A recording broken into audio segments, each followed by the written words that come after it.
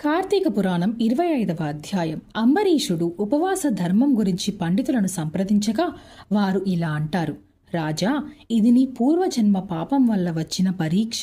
నీకు ఎలా మేలు జరుగుతుందో ఆలోచించి అదే చెయ్యి. మేము ఇప్పుడు వెళ్తాము అంటారు. పండితులు వెళ్లిపోతుండగా అంబరీషుడు చిన్నగా ఇలా అంటాడు: ద్వాదశి వ్రతాన్ని విడిచిపెట్టడం బ్రాహ్మణ శాపం కంటే పెద్ద శాపం. జలపానం చేసినంత మాత్రాన బ్రాహ్మణుడిని అవమానపరిచినట్టు కాదు. దుర్వాసులు కూడా దాన్ని తప్పుగా భావించరు.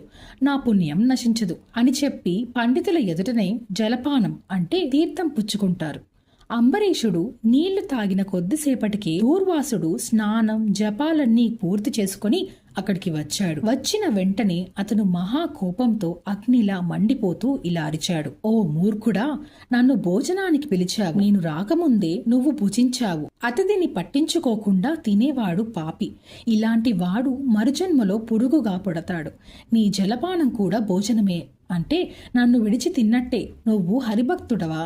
బ్రాహ్మణుణ్ణి అవమానించడం హరినింద. ఎంత గర్వం, ఎంత అహంకారం అని దుర్వాసుడు తీవ్రంగా దూషిస్తూ కోపంతో తిడుతుండగా అంబరీషుడు గడగడా వణుకుతూ చేతులు జోడించి అతని పాదాల మీద పడుతూ ఇలా అంటాడు: మహానుభావా, అపరాధం జరిగింది. నా వ్రతాన్ని కాపాడుకోవాలని ఇలా చేశాను. దయచేసి కాపాడండి. బ్రాహ్మణుల శాంతి క్షమలే లోకానికి ఆదర్శం అంటాడు.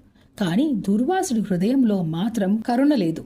అతను అంబరీషుని తలను కాలితో తన్ని ఇలా శపించాడు: శాపం తప్పదు. నీ పాపాల వల్ల నువ్వు పుట్టబోయే జన్మలు ఇవే. మొదటి జన్మ చేప, రెండవ జన్మ తాబేలు, ఇక తర్వాత పంది, సింహం, వామనుడు, క్రూర స్వభావం గల బ్రాహ్మణుడు, అజ్ఞాన రాజు, రాజ్యం ఉన్న సింహాసనం లేని రాజు, బౌద్ధ మతస్థుడుగా, క్రూర బుద్ధి గల దయలేని బ్రాహ్మణుడిగా అని ఒక్క క్షణం కూడా ఆగకుండా వరుసగా శపించాడు. దూర్వాసుడు ఇంకా కోపంతో ఇంకో శాపం ఇవ్వబోతుండగా అంబరీషుడు శ్రీ మహావిష్ణువుని శరణు కోరుతాడు. శ్రీ మహావిష్ణువు అంబరీషుణ్ణి రక్షించేందుకు అతని హృదయంలోంచి ప్రవేశించాడు. అతను మౌనంగా ఇలా అంటాడు: బ్రాహ్మణుడి శాపం వృధా కాకూడదు.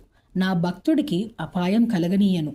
ఇవన్నీ నేనే స్వీకరిస్తాను అంటాడు. కాని దూర్వాసుడు మాత్రం ఆగలేదు.